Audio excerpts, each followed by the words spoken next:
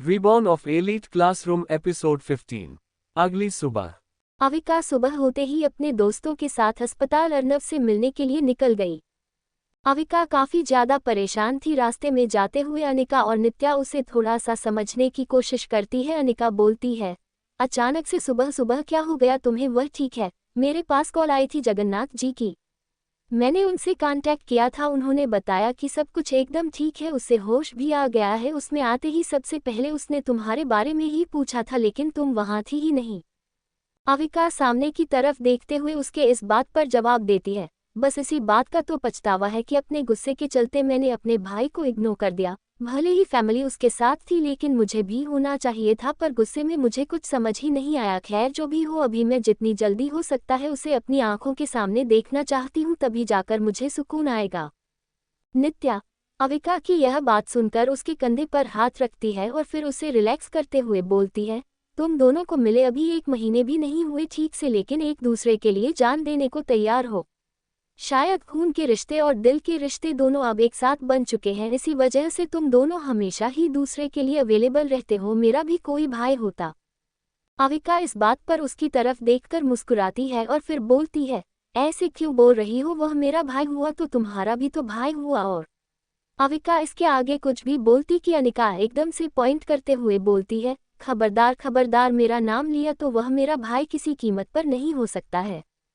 अविका और नित्या इस बात पर उसके मजे ले लेते हैं। दोनों एक दूसरे को देखकर मुस्कुराती है और फिर अविका बोलती है, ओह, मैं समझ सकती हूँ, तुम तो भाभी बनने की तैयारी कर रही हो। हंसने लगती है और अनिका थोड़ा सा इनकम्फर्टेबल होते हुए बोलती है, क्या बकवास कर रही है तुम लोग? अब ऐसा भी कुछ नहीं है, बस खैर छोड़ो, तुम दोनों बेशर्म हो ना, तुम दोनों को बताने का कोई मतलब नहीं हुआ। इतना बोलकर अनिका भी अपना चेहरा छुपाकर थोड़ा सा मुस्कुरा लेती है और फिर थोड़ी ही देर में अस्पताल पहुंच जाते हैं।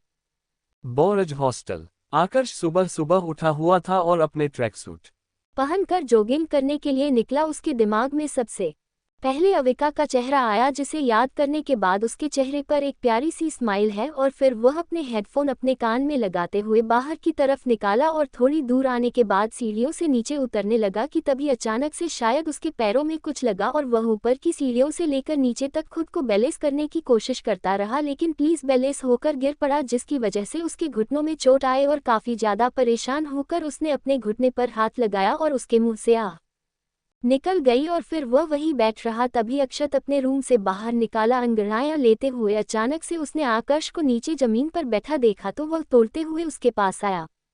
आकाश के हाथों में अभी भी काफी तेज दर्द हो रहा था। उसने अपनी आंखें बंद कर रखी थी। अक्षत उसके पास आते ही अपने घुटनों पर बैठकर पूरी ताकत लगाकर उसे उठाने की कोशिश करते हुए बोलता है, यह क्या हो गया तुम्हें? यहाँ क्यों बैठे हो? चलो उठो, उठ जाओ। आकाश एकदम से खड़े होने के बाद अपना हाथ झटक कर अक्षत से छुड़ा लेता है और फिर गुस्से में उसकी तरफ देखकर बोलता है, ये फालतू का दिखावा करने की जरूरत नहीं, मैं अच्छे से जानता हूँ कि तुम क्या चीज़ हो। तुम्हारे अंदर किसी कीमत पर किसी के लिए कोई भी इमोशन सा ही नहीं सकते। ये सब उसको दिखाना जिसे हम सारी चीज़ों से कोई फर्क पड़े, जो तुम्हारे बारे में कुछ जानता ना। मैं तुम्हारी हर एक नस से वाकिफ हूँ, बस कुछ चीज़ ऐसी है कि मैं तुम्हारी सच्चाई आहे। आकाश में अभी अपनी पूरी बात कंप्लीट भी नहीं की थी कि फिर से उसे काफी तेज दर्द महसूस हुआ और उसकी चीख निकल गई। अक्षत की पूरी एटीट्यूड के साथ अपने हाथों को बांधते हुए उसकी तरफ देखा है और फिर बोलता है, ठीक है, मैं इनकार नहीं कर रहा हूँ, तुम जो कह रहे हो वही सही हो सकता है, शायद तुम मुझे मुझसे ज्यादा अच्छी तरीके से जानते हो, लेकिन फिलहाल अपने दोस्तों को कॉल करो, मुझे लग रहा है कि तुम्हें हॉस्पिटल जाने की सख्त जरूरत है। आकाश इस बात पर अक्षत की तरफ गुस्से में देखा है और फिर लंगड़ाते हुए पैरों से आगे बढ़ जाता है। अभी भी उसके पैरों में और हाथों में बहुत ज्यादा दर्द हो रहा था और फिर वह बाहर आकर बैठ जाता है। गहरी सी सांस लेते हुए वह थोड़ा सा अपने दिमाग पर छोड़ देता है कि आज से पहले उसके साथ ऐसा कभी नहीं हुआ, अचानक से ऐसे कैसे गिर गया वह? शायद उसका ध्यान नहीं था, इसी वजह से ये सब कुछ हो गया, लेकिन चोट ज्यादा ही है, हॉस्पिटल जाना चाहिए या नहीं? अभी वह बाहर बैठकर यह सब सो ही रहा था कि तभी शौर्य, आहान और निहाल तीन दौड़ते हुए उसकी तरफ चले आ रहे थे। उन तीनों को देखकर समझ जाता है कि अक्षत ने ही कुछ इन्फॉर्म किया होगा, जाहिर है उसके अलावा और किसको पता ही था इस बारे में। वह तीनों दौड़कर उसके पास आ जाते हैं। शौर्य एकदम से बोलता है, ये सब क्या है? हम इतने आराम से सो रहे थे और पता चला कि तुम गिर गए। वह अक्षत बोल रहा था कि तुम्हें बहुत ज्यादा चोट आई है तो तुम यहाँ क्यों बैठे हो, चलो हॉस्पिटल चलते हैं, चलो उठो। आकाश इस बात पर अपना दर्द थोड़ा सा महसूस करते हुए अपना पैर जमीन पर रखने की कोशिश कर रहा होता है और फिर परेशान होकर बोलता है, पता नहीं क्या हो गया, अभी तक मैं चल फिर रहा था, अचानक से इतना दर्द क्यों हो गया, मुझे नहीं लगता है कि मैं खुद चलकर अस्पताल तक जा पाऊंगा, एक काम करो बाइक लेकर यहीं आ जाओ, यहीं से चलते हैं यार, बहुत ज्यादा दर्द है। निहाल और अहान उसकी इतनी दर्द में देखकर काफी ज्यादा परेशान हो जाते हैं क्योंकि उन्हें अच्छे से पता था कि थोड़ी बहुत दर्द पर तो वह उफ भी नहीं करता। फिर विस्मयादिबोधक चिन्ह, शायद दर्द बर्दाश्त से बाहर है, इसी वजह से वह इस तरह रिएक्ट कर रहा है। शौर्य एकदम से दौड़ते हुए बाइक लेने के लिए जाता है, आह्वान भी उसके पीछे निकल जाता है और यहाँ आकर्ष बैठकर बस उन दोनों के आने का इंतजार करने लगता है। अभी भी उसके दिमाग में अविका ही चल रही थी, उसे इस बात की फिक्र नहीं थी कि वह इतनी तकलीफ में है, बस न जाने क्यों सुबह सुबह उसका की जा रहा था कि अविका उसके सामने आ जाए। इधर अभिका अस्पताल पहुंचते ही दिखती है तो उसके दादाजी और पिताजी दोनों लोग बाहर ही बैठे होते हैं। अविका उनको देखकर एक बार अपने चलते हुए कदम रोक देती है, लेकिन फिर उनसे नजरें चुराते हुए आगे बढ़ती है कि तभी उसके दादाजी बोलते हैं, वह तुम्हारा ही इंतजार कर रहा था, शायद उसे कुछ दिनों के लिए हमारे साथ घर जाना पड़े, तुम्हारा इंतजार कर रहा था, उसे लग रहा था कि तुम आओगी, लेकिन हमें लगा कि शायद हम यहाँ हैं तो तुम यहाँ नहीं होगी। अविका ने तो जैसे उनकी पूरी बात भी नहीं सुनी और सीधे अंदर चली गई। अर्नव जो अंदर डॉक्टर लेटा हुआ था, उसके सिर पर पट्टियां बंधी हुई थी और हाथ में बहुत सारे विक्स लगे हुए थे। अविका उसकी यह हालत देखकर अपने आंसुओं को छुपाने की कोशिश करती है और फिर एक गहरी सी सांस लेकर उसकी तरफ बढ़ती है और बोलती है, तुम्हें अंदाजा भी है तुमने मुझे कितना डरा दिया था, ऐसा लग रहा था जैसे किसी भी पर मर जाऊंगी मैं, अगर तुम्हें कुछ हो जाता तो मेरा क्या होता है, एक बार भी तुमने सोचा? अर्नव उसके चेहरे को देखकर मुस्कुराता है और फिर बोलता है, अवी इन आंसुओं को रोको नहीं प्लीज, भजन दो, और तुम्हारे होते हुए मुझे कैसे कुछ हो सकता था, तुम तो मुझे यमराज से भी लौटा लाती, मुझे पता था। अविका इस बात पर उसे ऊपर से नीचे तक देखी है और फिर परेशान होकर सवाल करती है, मैं उस आकाश को छोड़ूंगी नहीं, तुम बस देखते जाओ, हो सकता है कि। अविका अपनी बात कंप्लीट करती है कि अर्नव तुरंत मना करते हुए बोलता है, प्लीज तुम्हें उस उलझने की कोई ज़रूरत नहीं है, मैं वापस आकर उसे देख लूँगा, अगर तुम्हें कोई प्रॉब्लम हो रही हो तो बताओ, मैं तुम्हारे लिए यहाँ सिक्योरिटी छोड़ जाता हूँ। अविका इस बात पर तुरंत मना कर देती है और अर्नव के बगल लगी एक टेबल पर जाकर बैठ जाती है और उसके सर पर हाथ फेरते हुए उसके बालों को ठीक करते हुए बोलती है, तुम अपना ख्याल रखो, मुझे पता है कि आप मुझे क्या करना है, यकीन करो उसका हर दिन मैं ना बद से बदतर बनाती जाऊंगी। वैसे भी कब तक किसी और का सहारा लेती रहूंगी, तुम्हें मेरे लिए परेशान होने की जरूरत नहीं है, तो अच्छे से ठीक होकर आना, अब मैं उसका सामना कैसे करना है अच्छी तरीके से जान चुकी हूँ, समझ रहे हो ना तुम? अर्नव इस बात पर एकदम से परेशान होते हुए बोलता है, नहीं अभी तुम मेरे साथ घर क्यों नहीं चलती, प्लीज मेरी बात मालूम, मेरा दिल नहीं जा रहा है कि मैं अकेले तुम्हें हॉस्टल छोड़कर जाऊं, तो मैं अंदाजा भी नहीं है वह कितना ज्यादा इस टाइम चढ़ा हुआ होगा, अंदाजा भी नहीं है वह क्या कुछ नहीं कर सकता है, अगर उसने तुम्हें एक भी चोट पहुंचाना तो शायद मैं उसे जान से मार कर खुद को पुलिस के हवाले कर दूंगा। अविका अर्नव की ये बात सुनते ही बोलती है, अब बस भी करो, ऐसे कैसे तुम जेल चले जाओगे, और तुम्हें मुझ पर थोड़ा सा भरोसा करना चाहिए। तुम्हें क्या लगता तुम्हारी बहन इतनी कमजोर है, तुम बस थोड़ा सा मुझ पर ट्रस्ट करो, आई प्रॉमिस, अगर ऐसी कोई भी प्रॉब्लम हुई जो मेरे बर्दाश्त से बाहर हुई तो मैं तुरंत घर चली आऊंगी, प्लीज तुम अपना ख्याल रखो और घर जाओ, अच्छे से ठीक होकर आना, तब तक मैं इसको ठिकाने लगा चुकी होगी आखिर में, और तुम दोनों की रगों में एक ही खून तो है, तो तुम उसका सामना करो या मैं, बात तो एक ही हुई ना, अभी तक मैं थोड़ा सा घबराई हुई थी और जो कुछ भी मेरे साथ हुआ था वह अनएक्सपेक्टेड था, लेकिन अब मुझे पता है कि घी निकालने के लिए उंगली टेढ़ी नहीं करनी है, मुझे घी गर्म कर लेना और पूरा का पूरा निकाल लेना। फिलहाल फिर भी मुझे तुम्हारा इंतजार रहेगा, प्लीज जितनी जल्दी हो सकता है आ जाना, हमारे एग्जाम भी शुरू होने वाले हैं, मुझे उम्मीद है कि तुम एक हफ्ते से ज़्यादा नहीं लगाओगे, तुम्हारे वगैरह पता नहीं क्यों मुझे हॉस्टल में अच्छा नहीं लगता। अर्नव ये सुनकर मुस्कुराता है और फिर बोलता है, अरे मेरी जान, तुम्हारे बगैर मुझे भी बिल्कुल अच्छा नहीं लगता है, फिलहाल अभी तुम जाओ वरना क्लास के लिए लेट हो जागी, चले जाओ। अविका इस बात पर हाँ में सिर हिलाती है और ना चाहते हुए बाहर चली जाती है। अविका बाहर जैसे ही निकलती है दरवाजे पर उसके दादाजी खड़े थे, शायद वह उन दोनों की बातें सुन रहे थे। वह फिर से उनकी तरफ एक बार देखी है और उन्हें इग्नोर करके अपने दोस्तों की तरफ देखती है। वह लोग उसे चलने को इशारे करते हैं और वह तीनों वहां से हॉस्पिटल से बाहर की तरफ निकालने की कोशिश करती ही है कि सामने से शौर्य, आहान और निहाल आकर्ष को लेकर अंदर आ रहे होते हैं। उसका चेहरा देखकर कोई भी अंदाजा लगा सकता था कि वह काफी तकलीफ में। अविका आकर्ष को इस तरह देखकर एकदम से हैरान होती है और उसकी तरफ दौड़ते हुए उसके सामने आ जाती है और उन तीनों की तरफ देखकर बोलती है, तुम लोग से इस तरह पकड़कर क्यों ला रहे हो? जाओगे इसे और यह इस तरह? आकर्ष, तुम ठीक तो है ना? तुम्हें बहुत चोट आई है क्या? क्या हुआ तुम्हें? ये सब कैसे हो गया? अचानक से इसकी इतनी हालत कैसे खराब होगी? निहाल इस बात पर उन दोनों को इशारा करता है कि आकर्ष को लेकर जाए। आकर्ष ने हॉस्पिटल आते ही अविका को देखा था तो जैसे उसकी आधी से ज्यादा तकलीफ ही काम हो गई थी, लेकिन उसे समझ नहीं आया कि वह उसके इस बात का क्या जवाब दे। निहाल उन दोनों को आगे भेजकर अविका को सब कुछ बताता है और फिर आकर्ष के साथ वार्ड की तरफ चला जाता है। उसके जाने के बाद अविका अपने दोनों दोस्तों की तरफ देखकर एक तिरछी स्माइल करती है और फिर बोलती है, दोस्तों वक्त आ चुका है असली ड्रामा शुरू करने का। अनिका और नित्या भी काफी इम्प्रेस होते हुए अविका के कंधे पर हाथ रखकर उसे शाबाशी देते हैं और अनिका बोलती है, मानना पड़ेगा यार, मुझे अंदाजा नहीं था कि इतनी आसानी से इस काम को अंजाम दिया जा सकता है, लेकिन शायद तुम हो तो सब मुमकिन है। लेकिन तुमने ये सब किया कैसे? अविका उन दोनों की बातें सुनकर मुस्कुराती है और फिर बोलती है, मेरे पास भी कुछ ऐसे लोग हैं जो शायद मेरे लिए कुछ भी करने को तैयार हैं।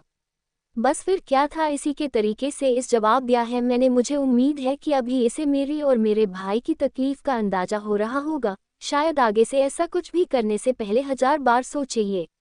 अर्नव की हालात देखकर मैंने तुरंत डिसाइड किया था कि जब तक मैं इस अस्पताल नहीं पहुंचा दूंगी चैन से नहीं बैठूंगी। और देखो अब कितना सुकून है मेरे अंदर। अनिका इस बात पर दोबारा बोलती है, वह सब तो ठीक है, लेकिन तुमने ये सब किया कैसे?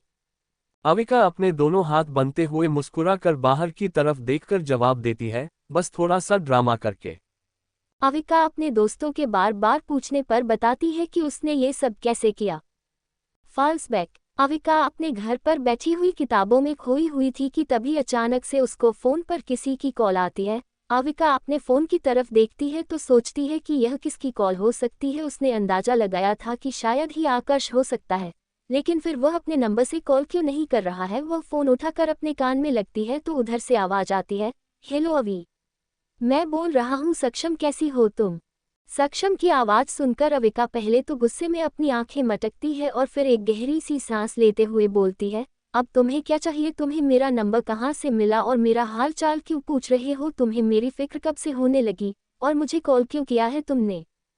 इस बात पर सक्षम उधर से जवाब देता है, बस तुमसे बात करने का मन कर रहा था, और रही बात फिक्र की तो यकीन करो जो कुछ मैं तुम्हारे लिए करता हूँ तुमसे कभी नोटिस भी नहीं करती हो। वैसे मैं अच्छी तरीके से जान रहा हूँ कि तुम्हारे दिमाग में क्या चल रहा होगा अभी।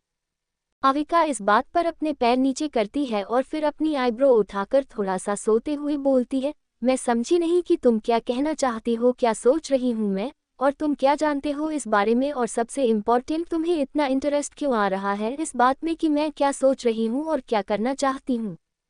सक्षम इस बात पर अपने बेड पर आराम से लेटते हुए बोलता है, नहीं, मैं तो बस तुमसे इसलिए कह रहा था क्योंकि मुझे लगता है कि मैं तुम्हारी कुछ तो काम आ सकता हूँ, शायद कुछ ऐसा जो तुम चाह कर भी नहीं कर पा रही हो। मुझे हाथ मिलाने पर शायद तो उसे काम को अंजाम दे सकती हो। अविका इस बात पर थोड़ा सा कंफ्यूज होती है और फिर इरिटेट होते हुए बोलती है, देखो तुम क्या कह रहे हो, मुझे कुछ समझ नहीं आ रहा है। अगर तुम साफ साफ बोल सकते हो तो बोलो, वरना मैं फोन रख दूंगी। सक्षम इस बात पर उधर से थोड़ा सा हंसते हुए बोलता है, बताता हूँ मैं तुम्हें, जैसे कि तुम्हारा दोस्त हॉस्पिटल में है तो तुम बहुत परेशान हो और यह भी जानती हो कि तुम्हारे दोस्त को हॉस्पिटल किसने पहुंचाया है। इसलिए अगर तुम सच में अपने दोस्त का बदला लेना चाहती हो तो मैं तुम्हारा अच्छा दोस्त साबित हो सकता हूँ। अगर तुम चाहो तो एक टेस्ट कर सकती हो मेरा। मैं प्रॉमिस करता हूँ कि कल सुबह तक तुम्हारा दुश्मन हॉस्पिटल पहुंच जाएगा। कुछ ना कुछ ऐसा इंतजाम में कर दूंगा। उसके बाद तुम डिसाइड कर लेना कि मुझे हाथ मिलाना तुम्हारे लिए फायदेमंद साबित हो सकता है या नहीं। अविका जो पहले से ही काफी ज्यादा गुस्सा थी, आकर्ष सबसे और परेशान भी, इतना अच्छा मौका कैसे अपने हाथ से जाने दे सकती थी। वह तुरंत अपने दोनों पर समेटे हुए एक्साइटेड होकर बोलती है, मेरी बात ध्यान से सुनो, अगर तुम ऐसा कुछ भी कर देते हो ना तो हमारी फ्रेंडशिप पक्का है, लेकिन यकीन करो ये खतरनाक हो सकता है। मैं खुद इतना गुस्सा होने के बाद मेरे अंदर उसके लिए इतना जहर भरा हुआ है, उसके आसपास रहती हूँ फिर भी कुछ नहीं कर पाती हूँ, तो तुम कैसे कुछ कर पाओगे। सक्षम इस बात पर एक तिरछी से स्माइल करता है और फिर करवट बदलते हुए बोलता है, क्या सब कुछ अभी जान लेना चाहती हो। फिलहाल मुझे अच्छा लगा कि तुमने मौके को अपने हाथ से जाने नहीं दिया, तो इंतजार करो, कल सुबह का थोड़ा बहुत बदल तुम्हारा पूरा कर दूंगा मैं और फिर हमारी अच्छी फ्रेंडशिप हो जाएगी। फिलहाल अच्छे से सो जाओ, उसे नींद लेना, बस ये सोचकर कि कल तुम्हारा ही बहुत बड़ा काम होने वाला है। सक्षम इतना बोलकर फोन रख देता है। बैक अविका की बातें सुनकर उसके दोस्त थोड़ा सा खराब। अनिका थोड़ा सा सोते हुए बोलती है, वह सब तो ठीक है लेकिन तुमने ये जाने नहीं की कोशिश की। सक्षम ये सब कुछ क्यों कर रहा है, मेरा मतलब उसका इसके पीछे क्या मकसद हो सकता है। बिना मकसद के तो कोई इस तरह के काम नहीं करेगा, वह भी इतने रिस्की काम तो बिल्कुल भी नहीं करेगा। आकाश जैसे लड़के से दुश्मनी लेना हर किसी के बस की बात नहीं है। उसके और आकाश के बीच काफी अच्छा रिश्ता है, फिर यह कोशिश करने के पीछे कुछ तो वजह होगी ना। मुझे दोनों के बीच इतना अच्छा रिश्ता है, फिर भी एक बार भी उसने नहीं सोचा आकाश को अस्पताल पहुंचने में। सच में यह कोई ऑर्डिनरी बंदा नहीं है, या तो ये बहुत खतरनाक है या फिर इसके पीछे कोई बड़ा मकसद है। अविका अनिका की बातों को एकदम से इग्नोर करते हुए बोलती है, फिलहाल मुझे नहीं पता क्या कहाँ कैसे चल रहा है, मैं बस इतना जानती हूँ कि अभी मुझे अपना ड्रामा कंटिन्यू रखना है, क्योंकि मैं अच्छी तरीके से जानती हूँ कि मैं जो कुछ भी कर रही हूँ बहुत अच्छी तरीके से वह वक्त कर रहा है। मैं किसी तरह की कोई भी गड़बड़ नहीं चाहती हूँ, इस बार मैं हार नहीं मानूंगी। तुम लोग यहीं रुको, मैं थोड़ी सी हमदर्दी लेकर आता हूँ अंदर। आकाश को अविका इतना बोलकर उन दोनों को वही गेट के पास छोड़कर अंदर आकाश को ढूंढते हुए जाती है और फिर इधर उधर देखते हुए उसके वार्ड के पास पहुंचती है, जहां उसके दोस्त उसे चारों तरफ से गिरकर खड़े थे और डॉक्टर उसे चेक कर रहे थे। अविका धीरे से दबे पैर अंदर आते हुए पीछे से बोलता है, इसे बहुत ज्यादा चोट आई है क्या डॉक्टर, यह ठीक तो हो जाएगा ना, कितना टाइम लगेगा इसे ठीक होने में। डॉक्टर इस बात पर बोलते हैं, मुझे लगता है कि कुछ इंटरनल फ्रैक्चर है, थोड़ा सा देखना पड़ेगा, ज्यादा नहीं लेकिन फिर भी 3-4 दिन लग सकते हैं, बेड रेस्ट लेना ही होगा। अविका इस बात पर थोड़ा सा मायूस होते हुए या आकाश को मायूस दिखाते हुए नाटक करते हुए बोलती है, ये सब क्या हो रहा है, समझ नहीं आ रहा है, जो मेरे करीबी है सबको कोई ना कोई तकलीफ। अविका मैं अभी अपनी पूरी बात कंप्लीट भी नहीं थी कि वह चारों उसकी तरफ देखने लगे और सोने वालों की आकाश कब से इसका करीबी हो गया। आकाश को तो खुद अंदाजा नहीं था कि ऐसा कुछ ही बोल जाएगी। फिर उसके बाद अविका लोगों की तरफ देखते हुए एकदम से घबराती हुई बोलती है, मेरा मतलब ये सब पता नहीं कैसे हो गया। अच्छा तुम लोग हो यहाँ तो इसको देखना, अगर तुम्हें लगे कि मेरी हेल्प चाहिए तो प्लीज बताना और थोड़ा सा मुझे इन्फॉर्म करते रहना, ठीक है ना। अविका इतना बोलकर वहां से बाहर निकलती है और बाहर आने के बाद अपने घबराए हुए चेहरे पर तुरंत एक्सप्रेशन चेंज करते हुए एक स्माइल आती है और अपने दोस्तों के साथ बाहर निकल जाती है। अविका के बाहर जाते ही निहाल एकदम से बोलता है, भाई क्या जादू किया तुमने इसके ऊपर, इतना सब कुछ किया तुमने, हो रही है यकीन करो इसका दिल नहीं बहुत बड़ा दिल है।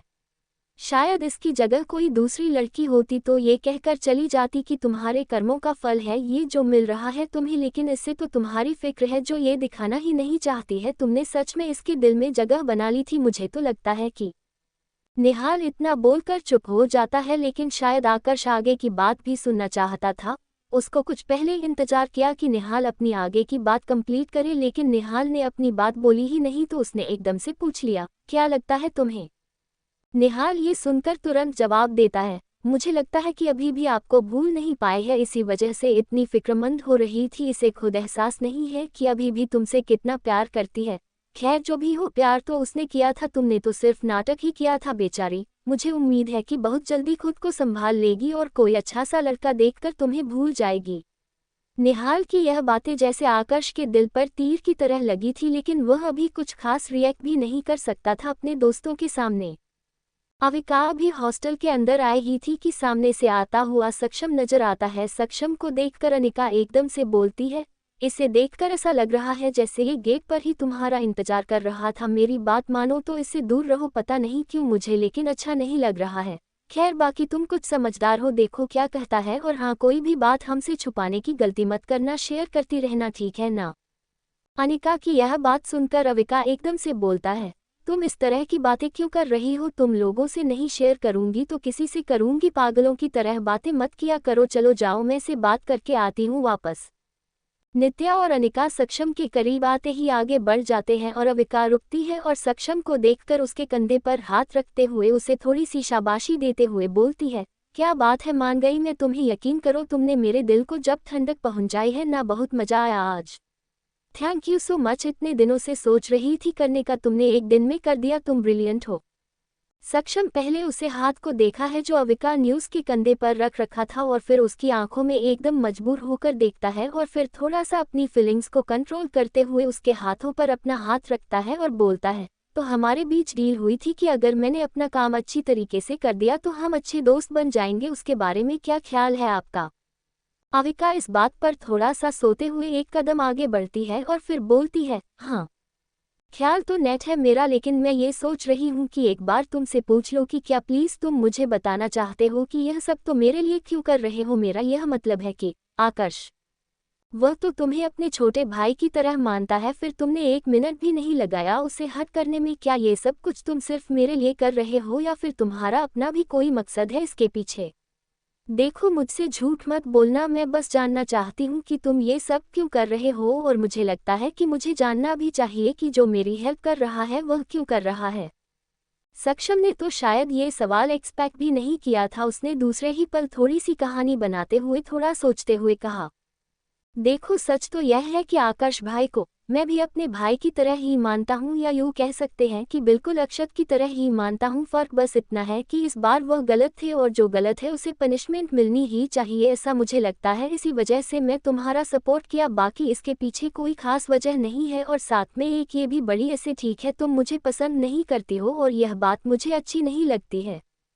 विस्मयादिबोधक चिन्ह, वह गलत है और मुझे तुमसे दोस्ती करनी थी, शायद यही 2 बजे काफ़ी है ये सब कुछ करने के पीछे, वैसे भी मैंने सब कुछ बहुत नापतोल के किया था, इतना ज़्यादा हद भी नहीं हुए हैं वो।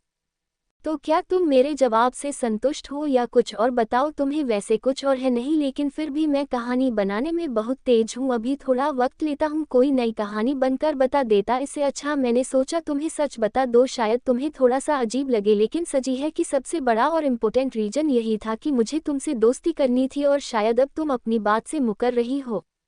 अविका ये सुनकर थोड़ा सा सोचती है और फिर मुस्कुराते हुए उसकी तरफ देखती है और अपना हाथ बढ़ाते हुए बोलती है, नहीं नहीं ऐसी कोई बात नहीं है, मैं क्यों करने लगी, चलो ठीक है फिर आज से हम अच्छे दोस्त बन जाते हैं, लेकिन याद रखना मुझे कोई एक्सपेक्टेशंस ना रखना, क्योंकि शायद तुम्हारी हर उम्मीद पर मैं साथ अपनी फिरूंगी, हम दोस्त हैं और सिर्फ दोस्त ही रहेंगे, ठीक है ना?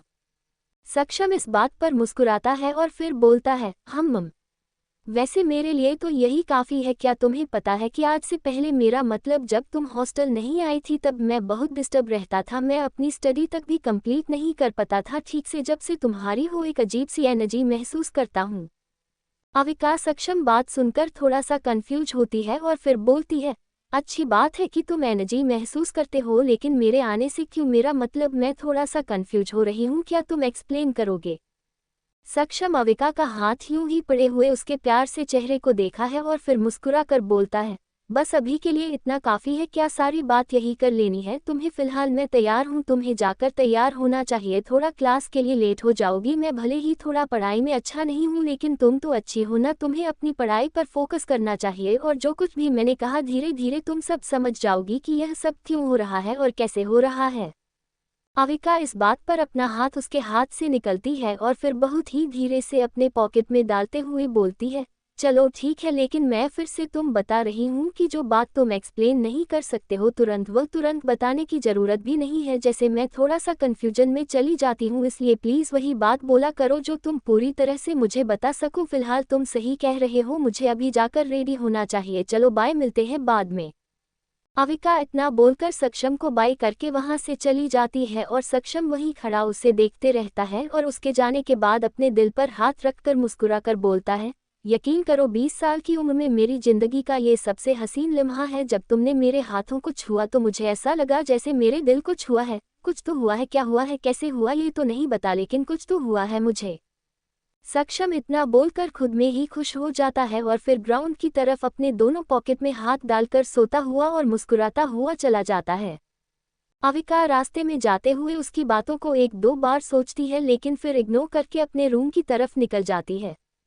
जैसे तैसे बुरा दिन बीत चुका था। स्कूल से वापस आने के बाद अविका अपनी बैग पर बैठकर जूते उतार रही होती है कि तभी अचानक से कोई उसके दरवाजे पर आता है।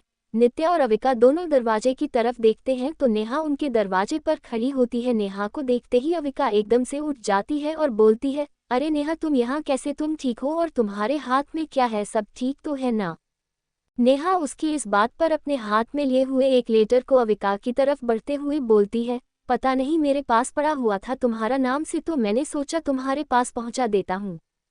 अविका कंफ्यूज होकर एक बार नित्या की तरफ देखती है और फिर लेटर अपने हाथ में लेते हुए बोलती है, क्या मतलब है तुम्हारा? ऐसे कैसे? मेरा लेटर तुम्हारे पास क्यों आएगा? और यह सब भेज कौन रहा है? आकाश तुम हॉस्पिटल में पड़ा है क्या? वहां से ही वही ये सारी हरकतें कर रहा है।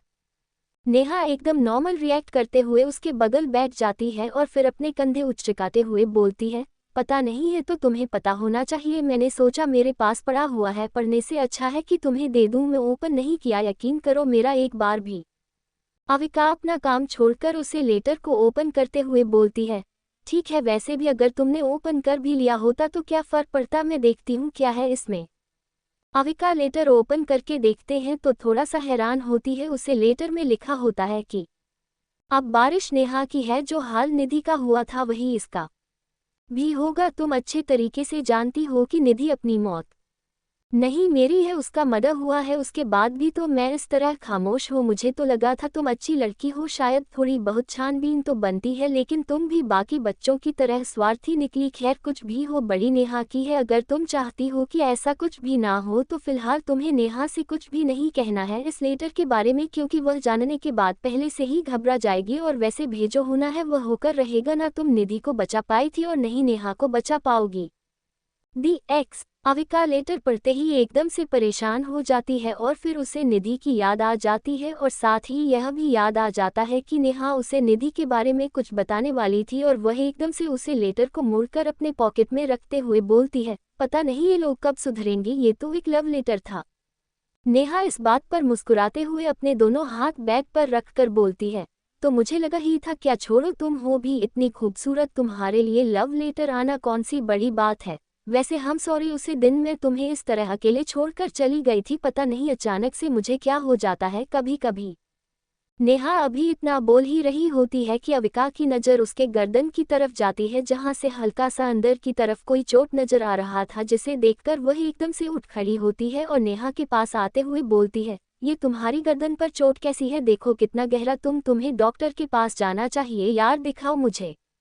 नेहा ये सुनकर थोड़ा सा कंफ्यूज होती है और फिर वो खुद भी हैरान होकर थोड़ा सा अपनी गर्दन की तरफ देखती है और बोलती है, पता नहीं, अभी तक नहीं था, यह अभी अभी आया है। यकीन करो मुझे नहीं पता ये कैसे हो गया, दिखाओ मुझे। इतना बोलकर नेहा उठ खड़ी होती है और आईने के सामने खड़ी होकर अपने गार्डन को देखने लगती है तो उसे सच में थोड़ी बहुत चोट ही होती है, लेकिन ये कहाँ से और कैसे लगी उसे खुद भी नहीं पता था। वह काफ़ी कंफ्यूज होती है अपनी उसे छोटी सी चोट को देखकर, इसके बारे में उसे कुछ नहीं पता। अविका को यह काफ़ी ज़्यादा अजीब लगता है और उसके दिमाग में काफ़ी चीज़ चलने लगते हैं। नित्या उसे देखकर अंदाजा लगा सकती थी कि यह परेशान होने वाली बात है। नेहा की गर्दन पर चोट है, लेकिन उसे इस बात का अंदाजा ही नहीं है कि उसे चोट लगी है। और आखिर यह सब कौन कर सकता है? ये लेटर उसके हाथ से पहुंचने वाला, पर सच में इन सारी चीज़ों के पीछे आकाश का हाथ है। नहीं नहीं, कुछ तो ऐसा है जो हमें नजर नहीं आ रहा है। उसने अगर कुछ भी किया होता नेहा के साथ तो नेहा खुद क्यों कंफ्यूज होती? उसे तो पता ही होता ना कि उसे कैसे चोट लगी है। उसे देखकर सब पता चल रहा है कि वह हम लोगों से भी ज्यादा हैरान है उसे चोट को देखकर।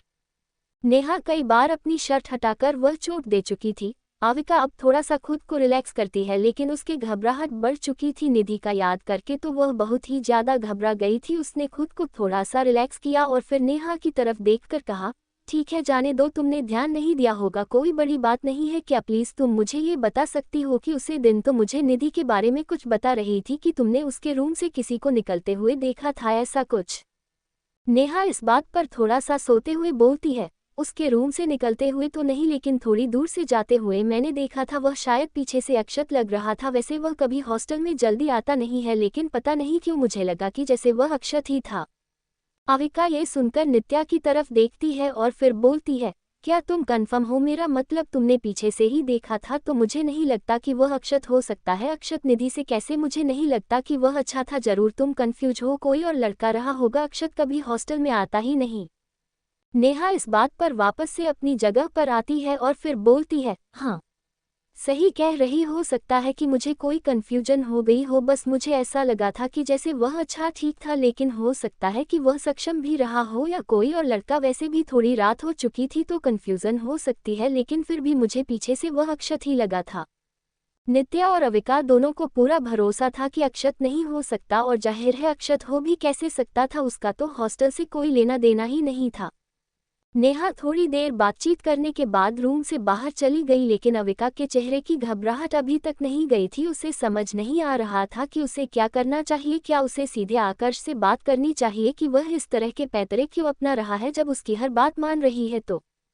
नेहा के रूम से बाहर जाते ही अनिका रूम में आती है और उसे देखते हुए बोलती है, नेहा यहाँ आई थी? वो कब से इतना सोशल हो गई, वह तो किसी से बात ही नहीं करती। इतना बोलकर देखो अंदर आती है तो उन दोनों को खामोश देखकर बोलती है, क्या हो गया? तुम दोनों ने ऐसे क्यों मुंह बना रखा है? कुछ हुआ है क्या? बताओ मुझे।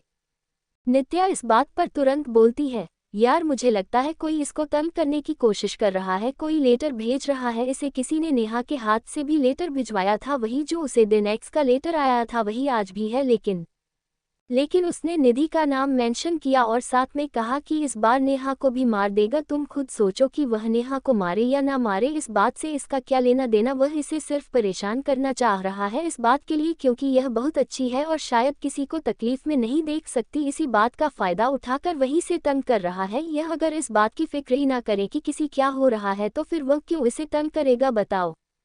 उसे पता चलेगा कि इस किसी के मरने जीने से इसको कोई फर्क नहीं पड़ रहा है तो जाहिर को धमकी देना बंद कर देगा। वह जानता है कि यह बहुत इमोशनल है, बहुत अच्छी है, किसी का बुरा नहीं देख सकती है, इसी वजह से तो वह उसे इसकी कमजोरी की तरह इस्तेमाल करके इसे परेशान करने की कोशिश कर रहा है। और जाहिर है तुम खुद अंदाजा लगा सकती हो ये घटिया काम आकर्ष के अलावा कोई और कर ही नहीं सकता।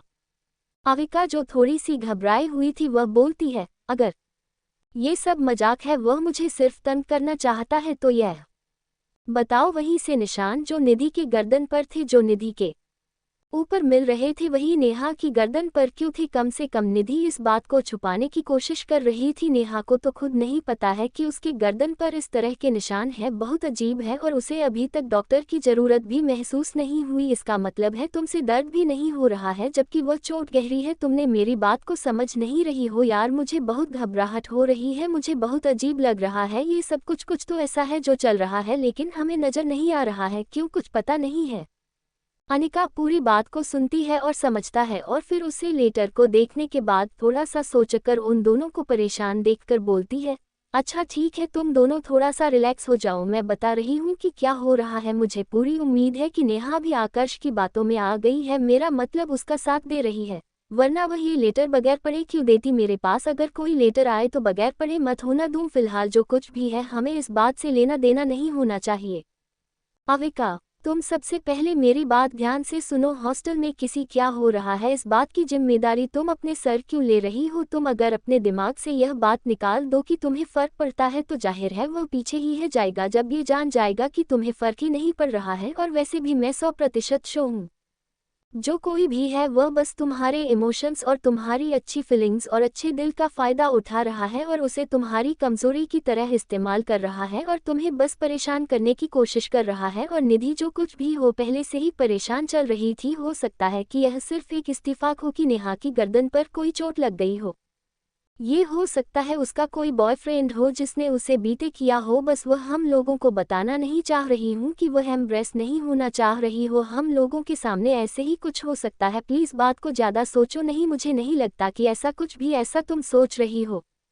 अविका अपनी सांसों को बैलेंस करते हुए बोलती है, मैं भी इस बात को लेकर बहुत कंफ्यूज हूँ कि यह सब कुछ मेरे साथ ही क्यों हो रहा है। जरूरी है सब कुछ आकाश ही कर रहा है, उसके अलावा और कौन ही कर सकता है? समझ में नहीं आ रहा है कि इसका क्या करूं मैं कि मेरी जिंदगी से निकल जाए किसी तरह। मेरे 2 साल यहाँ बीते, उसके पास जिंदगी में कभी इसकी शक्ल नहीं देखूंगी मैं। अविका को इतना ज्यादा परेशान देखकर वह दोनों उसे रिलैक्स करती है, लेकिन सच तो ये था कि यह परेशान होने वाली ही बात थी, क्योंकि अब इसमें निधि इन्वॉल्व हो चुकी थी और नेहा की गर्दन पर से तरह के निशान देखे गए थे। लेकिन फिर भी वह दोनों अविका को किसी भी कीमत पर इस मैटर में नहीं पड़ने दे रहे थे। और न जाने क्यों और कौन था यह एक्स जो उसके पीछे पड़ा हुआ था। क्या सच में यह आकर्ष ही था? ये बात कन्फर्म करना बहुत जरूरी हो गया था। अगर एक्स आकर्ष था तो निधि के मरने से उसकी कोई ना कोई ताल्लुक जरूर था। इधर नेहा अपने गर्दन पर हाथ लगाए आगे की तरफ बढ़ती चली जा रही थी। अब उसकी गर्दन पर थोड़ी बहुत दर्द शुरू हो चुकी थी। ये देखने के बाद कि उसे चोट लगी है, शायद उसके दिमाग में अभी चलने लगा था कि उसे दर्द क्यों नहीं हो रहा है। अब वह दर्द को महसूस कर पा रही थी और बार बार अपने गर्दन पर हाथ लग रही थी कि तभी उसे महसूस होता है कि शायद उसके पीछे कोई आ रहा है, तो उसे कोई नजर नहीं आता और फिर वह आगे की तरफ बढ़ जाती है।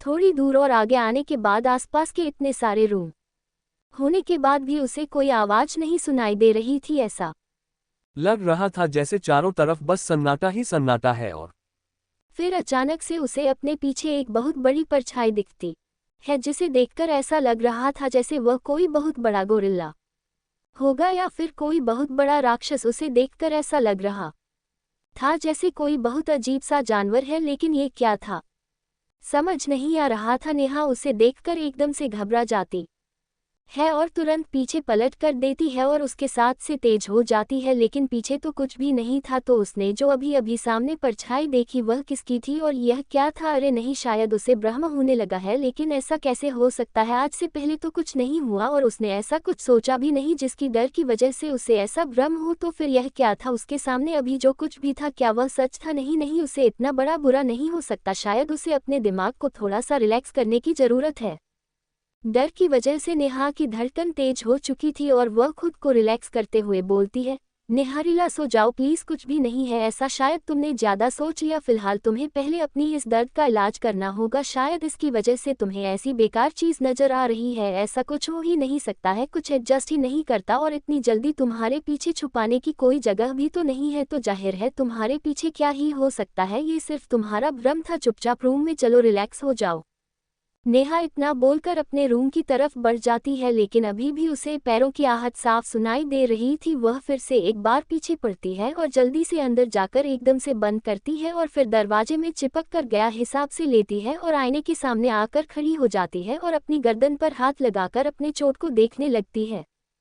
और वह परछाई उसके पीछे पीछे उसके दरवाजे पर आखिरी होती है, जिसका उसे अंदाजा ही नहीं होता। नेहा के अंदर जाने के बाद वह परछाई वहां से गायब हो जाती है और फिर नेहा जो पहले से ही थोड़ा सा घबराई होती है, अपना ब्लैंकेट लेकर बगल के रूम में एक लड़की के पास सोने के लिए निकल जाती है। जैसे जैसे पूरा दिन बीत चुका था, अविका और नित्या रात के ब्रेकफास्ट के लिए हानिकारक के साथ निकले हुए थे कि तभी रास्ते में जाते हुए उनकी मुलाकात आकर्ष और उनके दोस्तों से होती है। आकर्ष और उनके दोस्तों को देखकर अविका, नित्या और अनिका तीनों एक दूसरे का चेहरा देखते हैं, क्योंकि उन्हें अंदाजा नहीं था कि वह इतनी आसानी से और जल्दी वापस आ जाएगा। आकर्ष जो अविका को देखकर अपने दोनों पॉकेट में हाथ डालता है और फिर एक सुकून भरी सांस लेता है। उसे खुद भी नहीं पता होता कि अविका को देखकर उसे इतना सुकून क्यों मिल रहा है। उसके चेहरे पर अपने आप एक स्माइल आ जाती है। उसकी स्माइल देखकर अविका थोड़ा सा अजीब चेहरा बनाती है। उसके चेहरे को देखकर आकर्ष एकदम से बोलता है, हाँ, कहीं तुम अपनी ड्यूटी मिस तो नहीं कर रही हो? बहुत दिनों से मैं तुम्हें कुछ ऑर्डर नहीं दिया, मतलब कुछ वक्त तो गुजर ही गया है। अविका इस बात पर परेशान होते हुए मुंह बनाती है और फिर बोलती है, वह सब छोड़ो, ये बताओ इतनी जल्दी कैसे हॉस्पिटल से डिस्चार्ज मिल गया तुम्हें? तुम ठीक हो या जबरदस्ती चले आए? अविका किस तरह हाल चाल पूछने पर उसके दोनों दोस्त एक दूसरे को देखते हैं और फिर धीरे से मुस्कुरा लेती है। आकर्ष भी हैरानी से उसकी आंखों में देखा है और फिर बोलना है, बिल्कुल जबरदस्ती नहीं है, डॉक्टर ने कहा कि मैं वापस जा सकता हूँ। तुम काफी खुश लग रही हो, मेरे वापस आने पर शायद तुम्हें बहुत अच्छा लगने लगा मेरे आसपास रहना। कहीं ऐसा तो नहीं कि तुम्हें। आकर्ष अभी इतनी बात बोल ही था कि उसके बाद बीच में ही काटते हुए अविका मुंह बनाकर बोलती है, ज्यादा गलतफहमी अपने दिमाग में पालने की जरूरत नहीं है। ये बताओ मुझे क्या करना होगा तुम्हारा ऑर्डर फॉलो करने के लिए? तो मैं बेचैन होती जा रही हूँ। चलो बताओ, तुम्हारे पैर पकड़ लो, तुम्हारे जूते साफ करूँ या फिर जाकर तुम्हारा वॉशरूम साफ करो फिर से, या फिर तुम्हारे पूरे हॉस्टल में झाड़ू पोछा लगा दूँ? विस्मयादिबोधक चिन्ह। या फिर तुम ऑर्डर हो तो जाकर किसी नए लड़के के साथ सो जाती हूँ। आकाश जो अविका के गुस्से को स्माइल के साथ देख रहा था, उसकी यह लास्ट लाइन सुनने के बाद तो उसके चेहरे से एक जैसे स्माइल गायब सी हो गई। उसने गुस्से में आगे बढ़कर उसके बाजू को पकड़ा और फिर दांत पीसते हुए बोला, अपने जुबान पर लगा दो, अगर मैं ऑर्डर दूंगा तो तुम्हें ये भी करना पड़ेगा, निकलो यहाँ से। इतना बोलकर वह उसके बाजू को पकड़कर आगे की तरफ धक्का देता है और अविका अपने दोस्तों को आंखों से इशारे करती है और फिर वहां से आगे निकल जाती है। आकाश एकदम से अपने बालों में हाथ लगाता है और फिर अपने गुस्से को कंट्रोल करने की कोशिश करता है। निहाल और उसके बाकी दोस्त देखकर हैरान होते हैं। निहाल उसे समझाते हुए बोलता है, क्या हो गया भाई, अचानक से स्माइल करते हुए तुम इतना नाराज हो गए। आकाश इस बात पर बोलता है, पता नहीं यार, ये लड़की पागल है, इसको अच्छी तरीके से पता है कि मेरा अच्छा खासा मूड कैसे खराब करना मेरा जी चाहता है ना। कभी कभी समझती क्या है खुद को, मैंने इसे कब कहा कि किसी दूसरे लड़की के साथ जाकर। आकाश ये बात सुनकर कुछ थोड़ा सा परेशान सा हो जाता है। उसके दोस्त उसे देखकर बोलते हैं, अरे यार ऐसी भी क्या बात हो गई, तुम इस तरह क्यों रिएक्ट कर रहे हो, उसने जो कहा कहने दो, वैसे भी तुम्हें यहीं पर पड़ता है उसकी कुछ भी कहना कहने से। आकाश उनकी बातें सुनकर वहां से दूसरी तरफ मुड़ जाता है। निहाल उनके जाने के बाद अपने दोस्तों से बोलता है, जाने दो उसे खुद नहीं पता है कि उसके साथ यह सब कुछ क्या हो रहा है। शौर्य ये सुनकर बोलता है, तुम इतना कन्फर्म कैसे हो सकते हो, क्या तुम्हें पता है इस बारे में कि वह क्या सोच रहा है और उसे क्या हुआ, वह अचानक से इस तरह कैसे बदल जाता है और ऐसे क्यों रिएक्ट करने लगता है, क्या तुम कोई अंतर्यामी हो जो तुम्हें पता चल जाता है तुरंत। निहाल उनकी बातें सुनकर थोड़ा सा इरिटेट होते हुए बोलता है, तुम लोगों के पास अगर थोड़ा सा दिमाग होता तो शायद समझ पाए, चलो ऑटो यहाँ से, मेरा दिमाग मत खराब करो। इतना बोलकर वह भी दूसरी तरफ निकल जाता है। अविका अपने दोस्तों के साथ अंदर आ चुकी थी और उसकी टेबल पर आकर अक्षत पहले से ही बैठा हुआ था। अक्षत को अपनी टेबल पर देखकर अविका, नित्या और अनिका तीनों एक दूसरे की शक्ल देखते हैं और फिर जाकर सामने बैठ जाते हैं। अक्षत उनको हैरान देखकर बोलता है, क्या हुआ, मुझे देखकर हैरान क्यों हो गई, सब ठीक तो है ना, क्या मैं यहाँ नहीं बैठ सकता हूँ क्या। अविका इस बात पर तुरंत सामने बैठते हुए जवाब देती है, मैंने ऐसा कब कहा, यहाँ कोई भी आकर बैठ सकता है तो कोई भी, मैं तुम भी आकर बैठ सकते हो। फिलहाल अगर यहाँ अपने दोस्तों को छोड़कर आकर हम लोगों के साथ डिनर करने का प्लान है तो जरूर कोई बात होगी बताने के लिए तुम्हारे पास, ऐसे बेवजह तो तुम कभी नहीं आते हो। अक्षत इस बात पर बोलता है, यार तुम ऐसे रिएक्ट क्यों कर रही हो जैसे तुम्हें कुछ पता ही नहीं है, मैं बस थोड़ा सा तुम्हारे साथ वक्त गुजारना चाहता था, तुम हमेशा मुझे इग्नोर कर देती हो, कॉल करता हूँ तभी तुम्हें कोई काम आ जाता है, सामने से बात करने की कोशिश करता हूँ तभी तुम्हें कोई ना कोई काम याद ही आ जाता है, तो जाहिर है मुझे थोड़ा सा जबरदस्ती वाला काम करना पड़ता है, इसी वजह से मैं आकर यहाँ तुम्हारे सामने बैठ गया हूँ। काम से कम जितनी देर में खाना यहाँ तक आएगा हम आपस में बातें कर लेंगे थोड़ी बहुत। अविका गहरी सी सांस लेकर गेट की तरफ देखती है। उसके दिमाग में तो बस यही चल रहा था कि कहीं आकाश सब कुछ देखने के बाद कोई नया ड्रामा खड़ा करे। और फिर एक प्यारी सी सांस लेकर अक्षत की तरफ देखती है और मुस्कुरा कर बोलता है, तो चलो बताओ मुझे क्या बात है, तुम्हें क्या बात करनी थी मुझे, और तुम्हें ऐसा क्यों लगता है कि मैं तुम्हें इग्नोर कर देता हूँ। मुझे तो लगता है जब तक तुम्हारी बातें होती है मैं तुम्हें सुनती रहती हूँ, जब तुम्हारे पास कोई बात नहीं होती तभी मैं वहाँ से जाती हूँ। अक्षय इस बात पर तुरंत जवाब देता है, ऐसा आपको लगता है मैडम, खैर जो भी हूँ मैं बस इतना जानना चाहता हूँ, तुम्हारे और आकाश के बीच कुछ चल रहा है क्या, मेरा मतलब तुम उसे अवॉइड क्यों नहीं करती, उसकी बातों को मना क्यों नहीं करती, क्या जरूरी है कि तुम उसकी हर बात मानो। अविका ये सुनकर अपने दोनों दोस्तों की तरफ देखती है और फिर अपने हाथ बांधकर पीछे चेयर पर अपनी पीठ लगाते हुए अक्षत को देखकर बोलती है, मैं अपनी तरफ से पूरी कोशिश करती हूँ कि उसे अवॉइड करो, उसके बाद ना मानो, लेकिन उसे अच्छी तरीके से पता है कि मुझे क्या काम कब और कैसे करना है, तुम्हें इस बात से भाग नहीं सकती हूँ कि। अविका की बात अभी कंप्लीट भी नहीं हुई थी कि अक्षत बीच में ही बात काटते हुए बोलता है, इसका क्या मतलब हुआ, तुम्हें थोड़ा सा सोचना चाहिए था, और तुम्हारे दोस्त की यह जो हालात है ना कि वह अस्पताल में और उसे घर जाना पड़ रहा है, यह उसी की वजह से है, और ऐसी भी क्या मजबूरियां हैं तुम्हारी, मुझे तुम्हें ना चाहते हुए भी उसकी बात माननी पड़ती है, तुम किसी न किसी से हेल्प ले सकती हो, और नव यहाँ नहीं है तो तुम मुझे हेल्प ले सकती हो, मैं हर तरह से तुम्हारी हेल्प करने के लिए तैयार हूँ, लेकिन तुम ही सामने नहीं आना चाहती हो, तो मैं जबरदस्ती कब तक किसी के मैटर में घुसता रहूँगा, बताओ मुझे। अविका इस बात पर परेशान होते हुए बोलती है, देखो मुझे कोई प्रॉब्लम नहीं है किसी से हेल्प लेने में, बस मैं नहीं चाहती हूँ कि मेरी वजह से किसी तरह का कोई भी ड्रामा हो या मेरी वजह से किसी के बीच कोई झगड़ा हो। पहले ही मेरे आने के बाद यहाँ बहुत कुछ नाटक हो चुका है। पहले दिन ही मैं काफ़ी पॉपुलर हो गई थी। पॉपुलैरिटी अब मुझसे बर्दाश्त नहीं हो रही है, या फिर यूँ कहो मुझे रास नहीं आ रही है। इसलिए मैंने सोचा कि इस मामले को शांति से समझाया जाए, कब तक कोई मुझे परेशान करने का। और रही बात तुम्हारी, तो तुम्हें क्या ज़रूरत है मेरे बीच में पड़ने की? तुम मेरे लिए बेवफा परेशान नहीं हो, मैं अपने लिए स्टैंड ले सकती हूँ। मुझे पता है कि कहाँ तक मुझे क्या करना है। जब कोई चीज़ शांति से सुलझ सकती है तो उसमें लड़ाई झगड़ा करने की कोई ज़रूरत ही नहीं है। और वैसे भी क्या करना ही क्या होता है, उसकी बचकानी हरकतों को थोड़ा सामान लेना, बस यही ना। मैं बस किसी भी ड्रामा के बगैर अपनी स्कूलिंग ख़त्म करना चाहती हूँ, इसके अलावा कुछ भी नहीं। अच्छा, इस बात पर अपने हाथों को बांधते हुए पीछे की तरफ झुकता है और फिर अपनी आईब्रोज उठाकर बोलता है, अच्छा तो क्या तुम्हें नहीं लगता कि तुम उनके हरकतों को मानकर उसे सपोर्ट कर रही हो? मतलब तुम तो ये सब बर्दाश्त कर ले रही हो, लेकिन अगर यही चीज़ किसी दूसरे बच्चे के साथ होगी तो? अविका इस बात पर एकदम से पूरे एटीट्यूड के साथ अक्षत की तरफ देखकर बोलती है, ओ हेलो, तुम्हें क्या हो गया? तुम भी तो ये सब करते थे। मुझे लगता मेरे आने के बाद तुम ये सब कुछ नहीं किया, लेकिन तुम्हारी बहुत सारी कहानियां सुनी है मैं इस मामले में। तुमने भी बहुत लोगों को तंग किया है, अपने हिसाब से काम करवाया है, विचारों को नौकर बनाकर रख दिया था, और अब तो मनकर यहाँ इस तरह की बातें कर रहे हो। इसका क्या मतलब समझो मैं?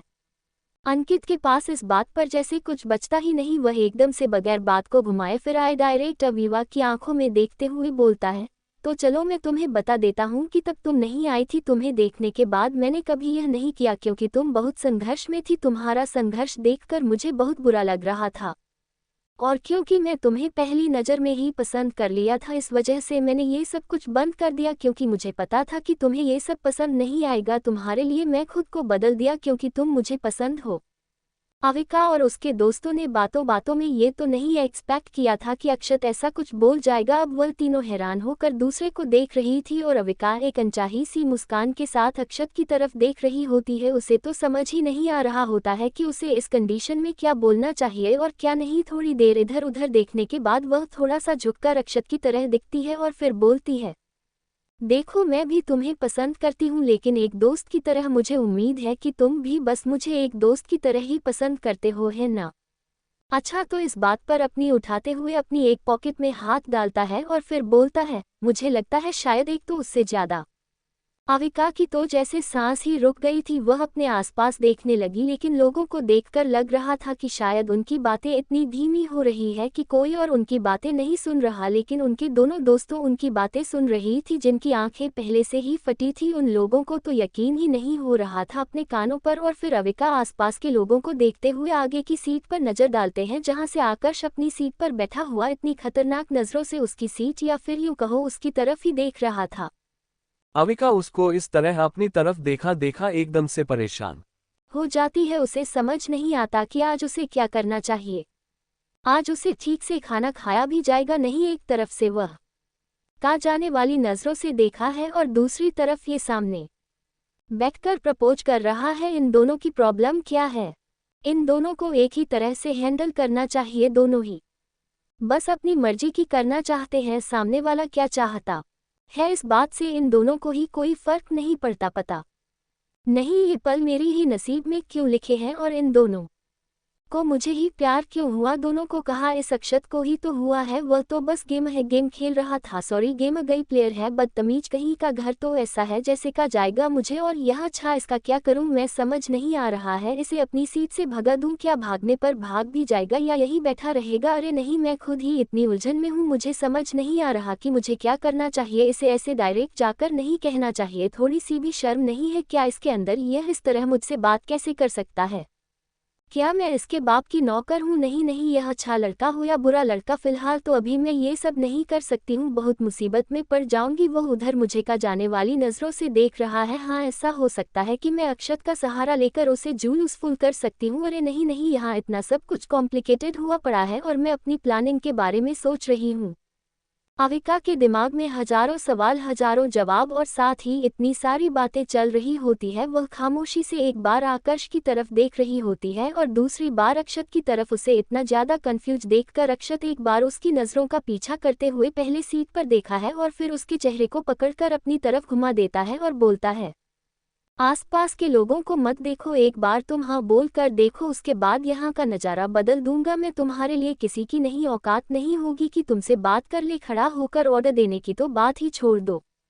अविका अपने बालों से उसका तुरंत हटा देती है क्योंकि वह अच्छी तरीके से जान रही थी कि आकाश उसे ही देख रहा है, और फिर एक गहरी सी सांस लेते हुए बोलती है, देखो मैंने सॉरी में कभी सोचा नहीं, मुझे नहीं लगता कि हमारे रिलेशनशिप में ऐसा कुछ मतलब पॉसिबल है। हम सिर्फ अच्छे दोस्त थे यार, तो तुम ये सब क्यों कर रहे हो?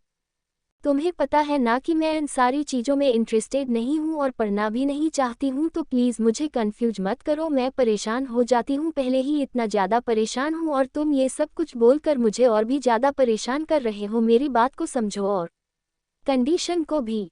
अच्छा, तो उसकी बातें सुनकर एकदम से बोलता है, आकाश की तरफ बार बार क्यों देख रही हो तुम? क्या तुम्हें उसे से डर लग रहा है? मैंने तुम्हें पहले ही कहा ना कि एक बार तुम हाँ बोल कर देखो, उसके बाद कोई तुम्हारे आसपास नजर भी नहीं आएगा, फिर वह चाहे खुद आकाश ही क्यों न हो।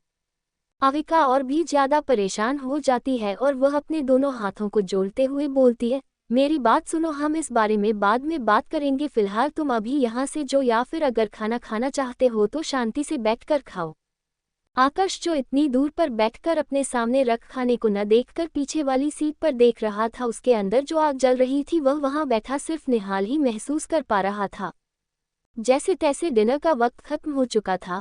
अविका किसी तरह जान बचाकर अक्षत और आकाश से दूर अपने दोस्तों के साथ बाहर निकल आई थी। बाहर आने के बाद आने का और नित्या तू इतना ज्यादा कंफ्यूज है क्यों? नहीं समझ नहीं आ रहा था कि वह क्या करे। अनिका एकदम से परेशान होते हुए बोलती है, यार मैं तो अंदाजा ही नहीं लगाया था, अक्षत ऐसे तुम्हारे सामने बैठकर तुम्हारी आंखों में देखकर तुम्हें कह रहा है कि वह तुम्हें पसंद करता है, और मेरी बात मानो तो इससे अच्छा मौका नहीं आकाश से बदला लेने का। अक्षत का हाथ पकड़ो, वह हमेशा तुम्हें बीच में खड़ा मिलेगा, दिखा दो उसे उसकी औकात।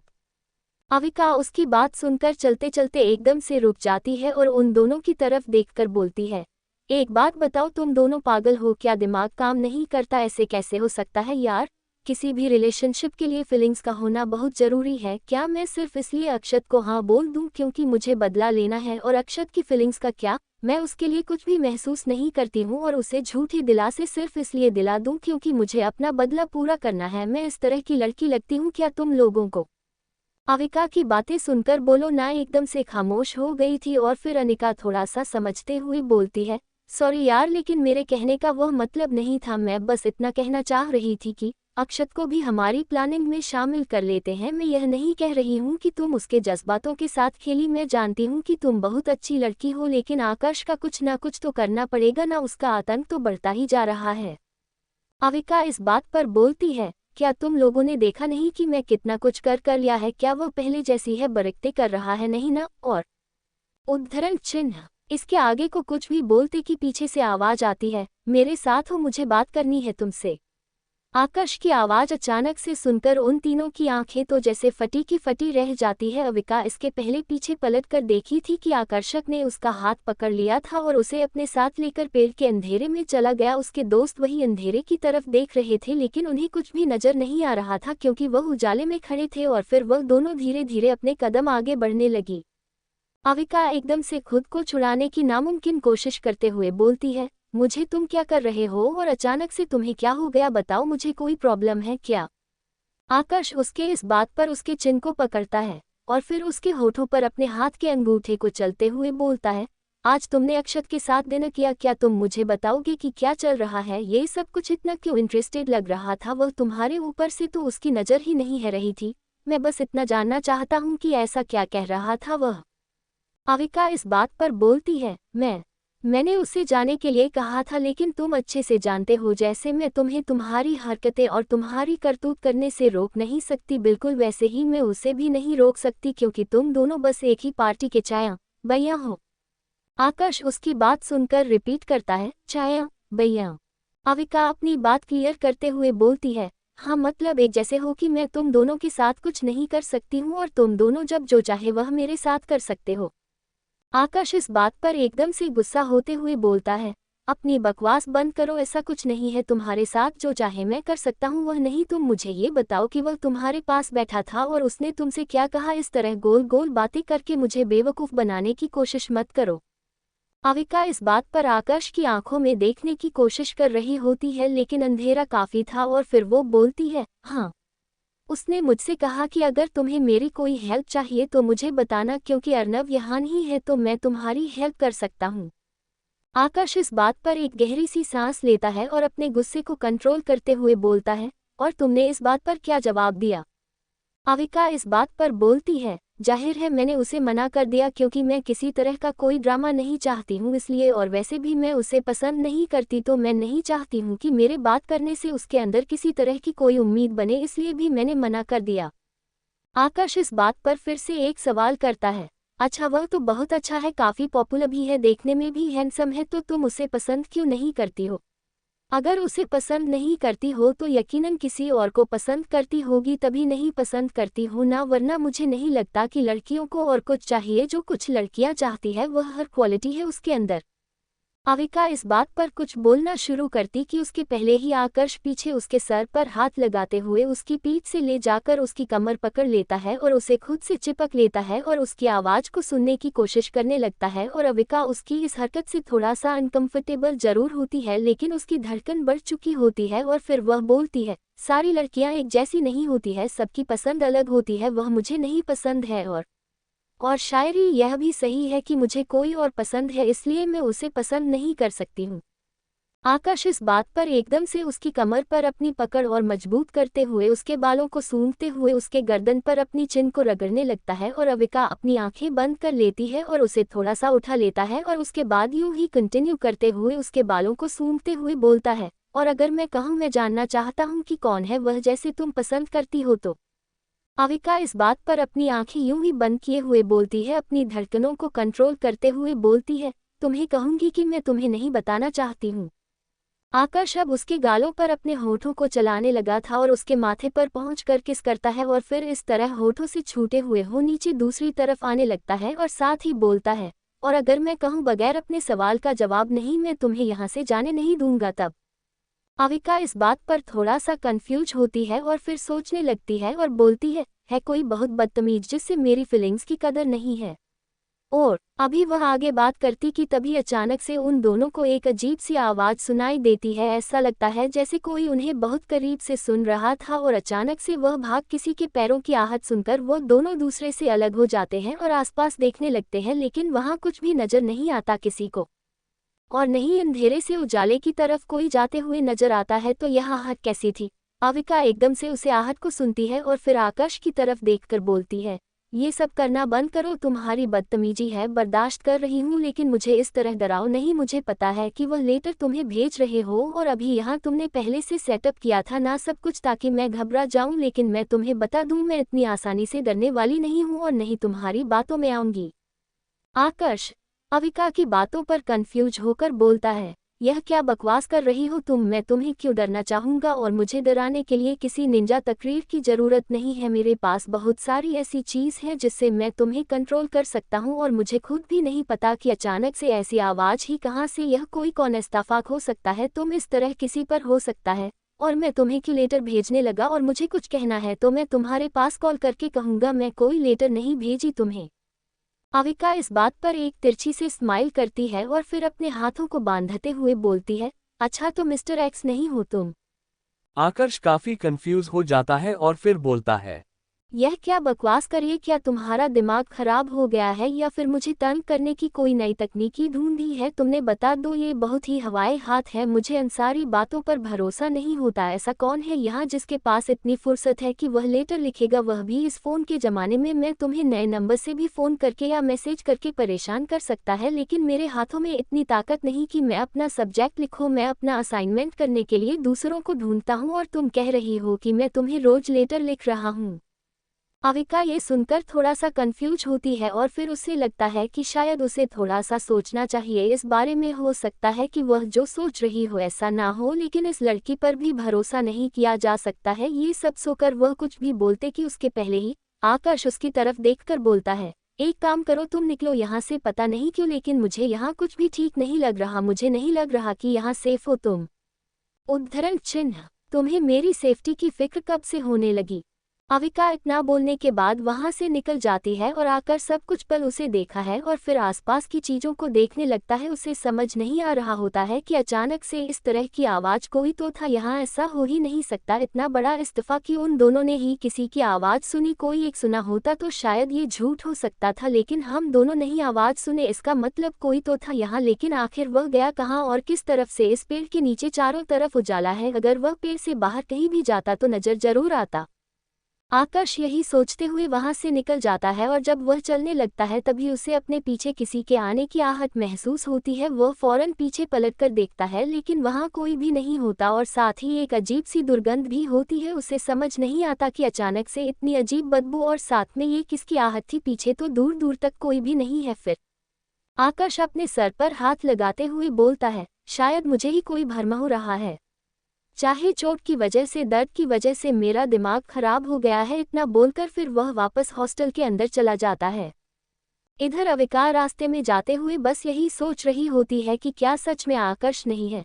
जाहिर हो उसने सही कहा था कि वह मुझे किसी नए नंबर से भी परेशान कर सकता था, लेटर लिखने की क्या जरूरत थी? वह तो सामने से भी मुझे तंग कर सकता है। अगर सच में वह कोई और है तो इसका मतलब नेहा सच में खतरे में है। अरे यार मैं क्या करूंगी? सब कुछ इतना कॉम्प्लिकेटेड क्यों हो रहा है? अगर नेहा को कुछ भी हो गया मेरी कन्फ्यूजन में तो शायद मैं खुद को कभी माफ नहीं कर पाऊंगी। एक बार जाकर नेहा से मिल लेना चाहिए क्या मुझे? इतना सोचने के बाद वह हॉस्टल में आते ही तुरंत नेहा के रूम की तरफ चली जाती है। नेहा के रूम की लाइट ऑन थी। उसने खिड़की की तरफ से देखा तो उजाला बाहर तक आ रहा था। अविका दरवाजे के पास खड़ी होकर एक दो बार आवाज लगाते हुए बोलती है, नेहा नेहा की तो मुझे सुन रही हो? अंदर हो क्या? मैं अंदर आ जाऊं? मुझे तुमसे कुछ जरूरी बात करनी थी। इतना बोलकर उसने रूम के दरवाजे को छुआ ही था कि दरवाजा अपने आप थोड़ा सा खुल गया। उसने जब अंदर देखने की कोशिश की तो उसे नेहा कहीं भी नजर नहीं आ रही थी, तो वह थोड़ा सा परेशान हुआ और उसने पूरा दरवाजा खोलकर अंदर झांक कर देखा तो नेहा कहीं भी नजर नहीं आ रही थी। और फिर मैं सोने लगी थी, इतनी रात को नेहा कहाँ जा सकती है?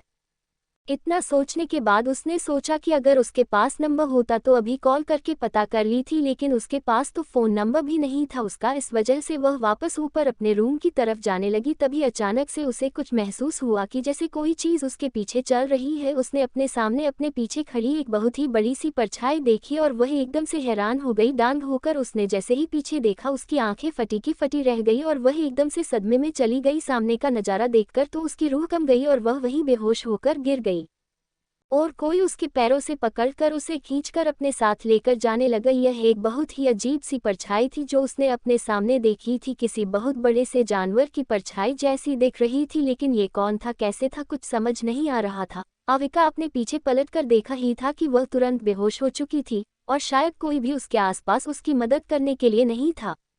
अगली सुबह अविका अपनी आंखें खोलता है तो उसके सर में काफी ज्यादा दर्द होता है। सुबह अपनी आंखें खोलकर अपने आसपास दिखती है तो उसके दोस्त उसके बगल बैठे होते हैं। उन्हें इस तरह अपने बगल बैठा देखो कल रात के बारे में याद करने लगती है और फिर अचानक से बोलता है, क्या हुआ था मुझे? मैं ठीक हूँ ना? मेरा मतलब मैं ठीक तो लग रही हूँ। मुझे बहुत अजीब सा कुछ देखा था कल, मैंने कुछ बहुत बुरा देखा था। तुम लोग इस तरह क्यों बैठी हो यहाँ? क्या मैं पूरी रात बेहोश थी और मैं तो वहाँ नेहा के रूम के बाहर गिरी हुई थी ना, तो यह मुझे लेकर कौन आया?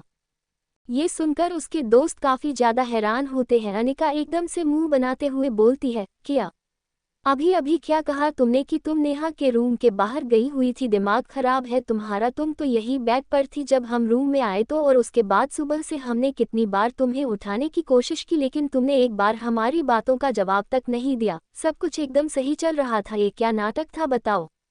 तुम जानबूझकर ये सब कुछ कर रही थी ना? तुम्हें अंदाजा भी है कि अविका किस्सा से तेज हो चुकी थी। यह सब कुछ सुनकर अचानक से अनिका बोलते बोलते चुप हो जाती है और फिर नित्या की तरफ हैरानी से देखते हैं। वह भी उसे काफी ज्यादा हैरानों पर देख रही होती है क्योंकि इतनी सुबह सुबह उसके चेहरे पर पसीने आ चुके थे। वह दोनों एकदम से चुप हो जाती है और फिर उसे रिलैक्स करते हुए नित्या बोलती है, अभी क्या हो गया तुम्हें? तुम इस तरह घबराए हुई क्यों? सब कुछ ठीक तो है ना? मेरा मतलब तुम्हें पसीने क्यों आ रहे हैं? और क्या बात कर रही थी तुम कि तुम नेहा के रूम के बाहर गिर गई थी और उसके बाद तुम यहाँ थी? यह सब क्या बोल रही हो कि तुमने क्या देखा था? क्या कुछ हुआ है क्या? हम लोग कल रात से देख रहे हैं कि तुमने पढ़ाई भी नहीं करी और तुम वहाँ से आने के बाद सीधे सो गई थी और तुम कह रही हो कि तुम वहाँ गिर गई थी। क्या तुमने कोई बुरा ख्वाब देखा था क्या?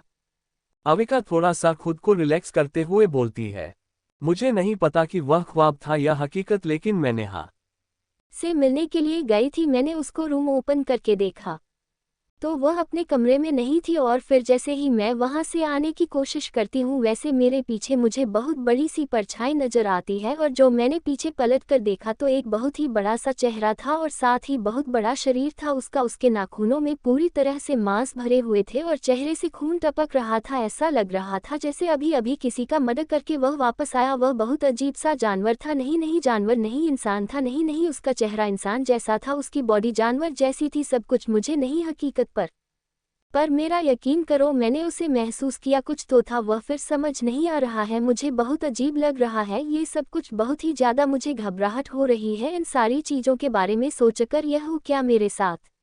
अविका एकदम से लगातार बोलने लगती है और काफ़ी ज़्यादा घबराई हुई थी। उसकी यह बातें सुनकर उसकी दोनों दोस्त भी डर जाती है, लेकिन उन्हें समझ नहीं आता क्यों नहीं, क्या करना चाहिए। और फिर अनिका उसे रिलैक्स करते हुए गले से लगा लेती है। थोड़ी देर उसे रिलैक्स करने के बाद बोलता है, मेरी बात ध्यान से सुनो, वह सब सिर्फ एक बुरा सपना था तो मेरी आंखों के सामने आकर यहाँ लेटी थी, ठीक है ना? ऐसा कुछ भी नहीं हुआ है। दरअसल उसे लीटर की वजह से तुम्हारा दिमाग में ये सब कुछ चलने लगा है। विस्मयादिबोधक चिन्ह। वरना ऐसा कुछ भी नहीं था जैसा तुम देख रही हो, जैसे तुम बता रही हो। मैं कल तुम्हें अपनी आंखों से देखा, तुम एकदम सही सुरक्षित अपने पैरों पर चलकर यहाँ आए हूँ, इस बेड पर लेटी हो, अपना ब्लैंकेट लिया है तुमने और उसके बाद सो गई हो। तो उसके बाद ही तुमने जो देखा वह देखा, तो जाहिर है वह सिर्फ एक डरावना सपना था। समझ आए ना तुम्हें? और हाँ, अब कोई भी लेटर आए तो उसे पढ़ने की जरूरत नहीं है, समझ रही हो? प्रश्नवाचक चिन्ह। क्योंकि यह जो कोई भी है तुम्हें सिर्फ मेंटली टॉर्चर करने की कोशिश कर रहा है, इसकी बात पर ध्यान देने की जरूरत नहीं है। देखो तुम कितना घबरा गई हो, खुद को संभालो। तुम एक स्ट्रांग लड़की हो यार, तुम फिजिकली स्ट्रांग हो, मेंटली भी स्ट्रांग बनो थोड़ा सा। ऐसी कोई तुम्हें कैसे परेशान कर सकता है? तुम्हारे दिमाग पर इतनी आसानी से किसी का कब्जा कैसे हो सकता है? उद्धरण चिन्ह। अनिका की बात सुनने के बाद एक गहरी सी सांस लेती है और फिर खुद को समझाते हुए और उन लोगों की तरफ देखकर बोलती है, बिल्कुल सही कहा तुमने, इस तरह के सपने मुझे सिर्फ उसे लीटर की वजह से आ रहे हैं। अब मैं नहीं पढ़ूंगी, कोई भी लग रहा है मैं नहीं पढ़ूंगी। पता नहीं ये सब कौन कर रहा है? नित्या इस बात पर एकदम से क्लियर होकर बोलती है, कौन? क्या? आकर्ष। उसके अलावा और कौन तुम्हें इस तरह तंग कर सकता है? मुझे नहीं लगता कोई तुम्हें इस तरह परेशान करना चाहेगा, तो फिर तुम इस तरह सोचो नहीं। सब कुछ क्लियर है, उसकी बातों में आने की जरूरत नहीं है, ये सिर्फ वही कर सकता है। उसके अलावा किसी को इन सारी चीज़ों में इंटरेस्ट नहीं आ सकता और नहीं कोई इतना दिमाग लगा सकता है तुम्हें तंग करने के लिए। नित्या की बात अविका नहीं सुनी और खामोश हो गई, लेकिन उसे यकीन नहीं हो रहा था क्योंकि आज जिस तरह आकर्ष पूरे कॉन्फिडेंट के साथ बोल रहा था कि वह कुछ भी नहीं कर रहा है, ऐसा लग रहा था जैसे मैं सच बोल रहा है। लेकिन उसके अलावा ये कर भी कौन सकता है? किसी और के पास ये करने की कोई वजह भी तो नहीं है, और फिर वह इतनी जल्दी किसी बात को लेकर इतना ज़्यादा कैसे परेशान हो सकती है? यकीन नहीं होता है कि यह सपना था। ऐसा लग रहा है कि सब कुछ हकीकत है। ये तभी क्लियर होगा जब नेहा से बात होगी। मैं नेहा से बात करके देखती हूँ, अगर वह कल रात अपने रूम में नहीं थी तो इसका मतलब ये सब कुछ सच है, और अगर थी तो फिर मैं सपना देख रही थी। लेकिन मुझे क्यों नहीं याद है कि मैं वहाँ से रूम तक खुद अपने पैरों पर चलकर आई हूँ? ये सब कुछ इतना कॉम्प्लिकेटेड क्यों है? अरे यार, अगर मैं इसी के बारे में सोचती रही तो मैं सच में पागल हो जाऊंगी। मौका मिलते ही मैं नेहा से बात करती हूँ और उसे से पूछता हूँ कि कल रात वह कहाँ थी। अविका थोड़ा सा रिलैक्स होती है। अनिका उसके हाथों में पानी का गिलास देती है। अपनी एक घूंट पीने के बाद वह बगल टेबल पर रखती है और टेबल पर रख फोन की तरफ देखती है, और फिर अपना फोन उठाकर जैसे ही स्क्रीन ऑन करती है वह देखी है कि आकर्ष की और अक्षत की बहुत सारी कॉल आई होती है। उसे इतनी सारी कॉल देखकर वह परेशान हो जाती है और फिर बोलती है, तुम लोगों ने देखा नहीं क्या? आकर्ष की कॉल आई है और अक्षत की भी लिए उठा लेती तो? अगर मैं नहीं उठा रही थी तो? ये सुनकर नित्या और अनिका एक दूसरे का चेहरा देखते हैं और फिर अनिका बोलती है, सॉरी लेकिन हम तो यही थे, हमें तो पता ही नहीं चला कब उनकी कॉल आए। और इतनी सारी से क्या मतलब है? कितनी सारी आ गई है? फिर 15 कॉल अक्षत की है और 25 से 30 कॉल उसे साइको आकर्ष की है। समझ नहीं आ रहा है कि किस पहले कॉल करो। छोड़ो, जाने दो, जिसे जरूरत होगी वह कॉल करेगा ही। अभी अविका मैं इतना बोलकर फोन रखा ही था कि इतने में ही कोई दरवाजा खुलकर अंदर आता है। सामने देखकर तो वह तीनों ही चौंक जाती है और फिर एकदम से वह दोनों अविका की बेड से उठकर नित्या की बेड की तरफ चली जाती है, और सामने खड़ा अक्षत गुस्से में एक बार अविका को देखा है और फिर अपने हाथ में लिए हुए एक पॉलीथीन को अंदर आ जाता है।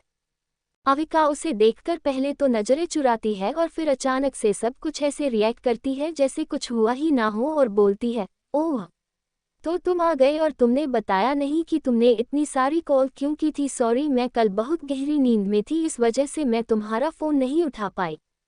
अक्षत इस बात पर अपने हाथ मिली हुई पॉलीथीन टेबल पर रखते हुए बोलता है, हाँ बहुत ही बकवास बहाना था तुम्हारा, वैसे कोई बात नहीं, तुम्हारे दोस्त तुम्हारे लिए ब्रेकफास्ट लेने गए थे लेकिन वह खत्म हो चुका था क्योंकि यह लोग खुद भी लेट गए थे, तो मैंने सोचा तुम्हारे लिए कुछ चीज़ लेकर चलते हैं, वही लेकर आया हूँ, खा लेना, दुश्मन नहीं हूँ तुम्हारा जो तो मेरी तरह इग्नोर कर रही थी मुझे।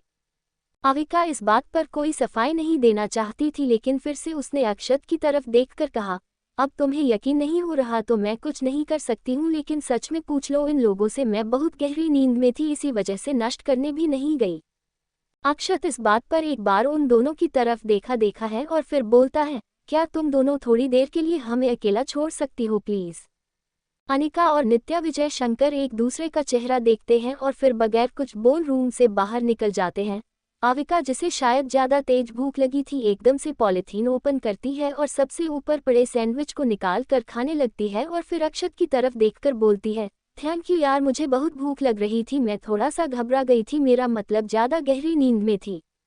खैर, तुमने यह नहीं बताया कि तुमने इतनी सारी कॉल क्यों की थी, तुम्हारी कॉल देखकर भी मैं परेशान हो गई थी। अक्षत इस बात पर उसके हाथों पर अपना हाथ रखता है और फिर बहुत ही ध्यान से उसकी आंखों की तरफ देखा है। अविका जो सैंडविच खा रही थी वह तो जैसे उसके मुंह में ही रह जाता है और वह एकदम से अपना मुंह चलाना बंद कर देती है और अक्षत की तरफ देखने लगती है। थोड़ी देर आई कांटेक्ट के बाद अक्षत अविका की तरफ देखकर बहुत ही उम्मीद से बोलता है, तो विस्मयादिबोधक चिन्ह, मैं कल रात में जो कुछ कहा था उसके बारे में तुमने कुछ सोचा? आप बहुत मुश्किल होता जा रहा है, बगैर जवाब जाने रहना। यकीन करो मैं तुम्हारा बहुत ख्याल रखूंगा, तुम्हें कभी किसी और की जरूरत नहीं महसूस होने दूंगा, क्या तुम प्लीज एक मौका मुझे दे सकती हो? अविका अक्षय की आंखों में देखते हुए जवाब देती है, हाँ, मैंने बहुत सोचा इस बारे में और मुझे लगता है कि मुझे तुम्हें एक मौका देना चाहिए, सो थम्स अप का चिन्ह डन।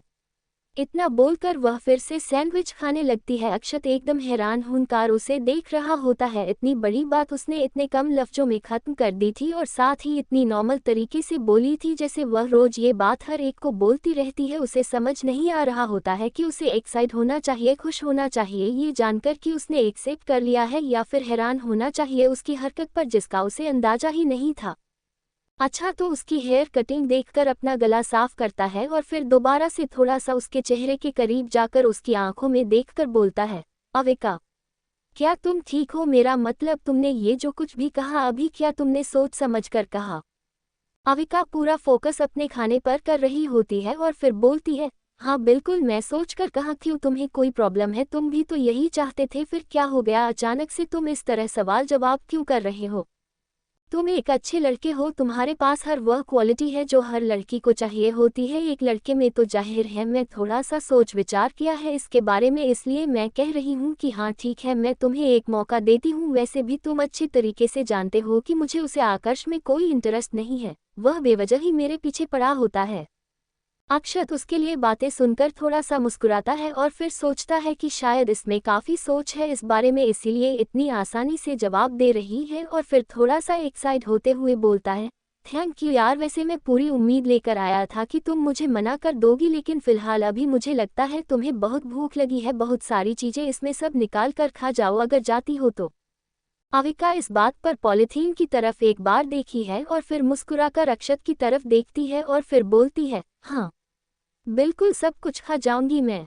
उसका ये क्यूट सा चेहरा देखकर अक्षत एक बार फिर मुस्कुराता है और फिर बहुत ही प्यार से उसके बालों पर हाथ रखता है और फिर वहां से उठकर चला जाता है। बाहर गेट के पास पहुंचता है तो वह देखता है नित्या और अनिका गेट पर ही खड़े थे। पूरी उम्मीद थी कि उन लोगों ने उनके बीच हुई बातों को सुना था, लेकिन अक्षत एक गहरी सी सांस लेता है क्योंकि वैसे भी वह रिजेक्ट तो हुआ नहीं था जिस पर उसे शर्मिंदा होना चाहिए, और फिर वह वहां से चला जाता है। उसके जाते ही नित्या और अनिका एकदम से अंदर आ जाते हैं और उन लोगों को समझ नहीं आ रहा होता है कि आखिर इस लड़की को हुआ क्या है और ऐसे कैसे यह अक्षत का प्रपोज एक्सेप्ट कर सकती है। अभी कल ही तो इतना ज्ञान दे रही थी और फिर अचानक से आज इसे क्या हो गया? अनिका एकदम से उसके कंधों को पकड़कर उसे थोड़ा सा हिलाते हुए बोलती है, तुम पागल हो क्या? तुमने अभी अभी क्या किया है ये? अविका सैंडविच पॉलिथीन में रखते हुए बोलती है, पता नहीं मुझे बहुत अजीब सा लग रहा है, मैंने कुछ ज़्यादा खा लिया क्या और क्या किया मैंने? तुम किस बारे में बात कर रही हो? क्या तुम खुलकर बताओ, ऐसा क्या कर दिया मैंने जो तुम इतना हैरान हो?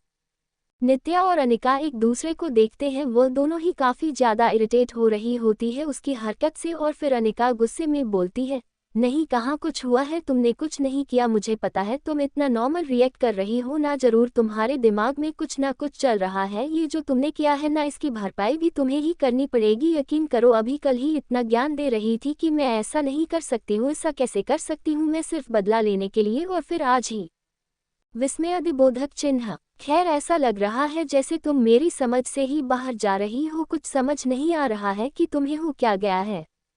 अविका थोड़ा सा कंफ्यूज होती है और फिर मुस्कुराती है और बोलती है, तुम लोगों को शायद पता नहीं लेकिन तुम लोग बहुत पागल हो, छोड़ो जो हो गया सो हो गया, जाने दो, फिलहाल क्लास में कितना वक्त है, तुम लोग तो तैयार हो, मुझे तैयार होना पड़ेगा, मेरा पेट खराब हो रहा है, पहले मैं वॉशरूम जाऊंगी उसके बाद चलते हैं क्लासरूम के लिए। उद्धरण चिन्ह। इतना बोलकर वह वॉशरूम की तरफ चली जाती है और नित्या और अनिका उसे हैरानी से देखते रहते हैं और अनिका इरिटेट होते हुए बोलती है, यह क्या हो गया, इस अचानक से यह क्यों कर रही है, ये सब कुछ हुआ क्या है आखिर, मेरे समझ क्यों नहीं आ रहा है, यह इतना बदल कैसे गई है यार, मेरा दिमाग खराब हो रहा है, मेरा सर फटा जा रहा है, ये लड़की किसी बात को समझना क्यों नहीं चाहती है, देखो कैसे रिएक्ट कर रही है जैसे कुछ हुआ ही नहीं है। उद्धरण चिन्ह। नित्या।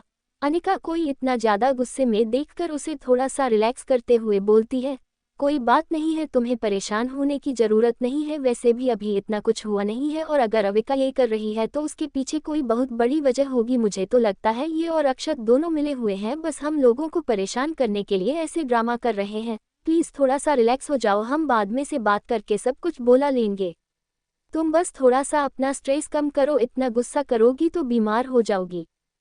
Thank you for listening. मुझे उम्मीद है आपको यह स्टोरी पसंद आई होगी। अगर आपको पसंद आए है तो प्लीज़ लाइक और कमेंट करना ना भूलें और मोर स्टोरीज के लिए सब्सक्राइब करें। मिलते हैं नेक्स्ट वीडियो में।